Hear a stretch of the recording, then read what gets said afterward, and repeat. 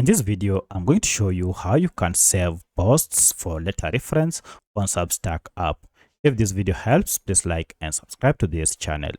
Alright, so if you wish to save a post so that you can read it later, it's pretty simple. Go ahead and log into your Substack account. And from here, you should see we have here various posts. I wish to save this post. To do this, just go ahead and tap on this icon next to it. If you tap on this, you are told post saved. You can further go to other posts and do the same. You can also save this one.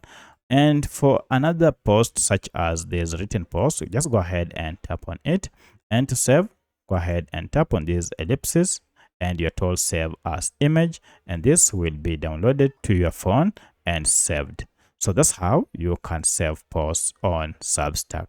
If you have any other question, kindly let me know in the comment section. Otherwise, thanks for watching and let's meet in the next video.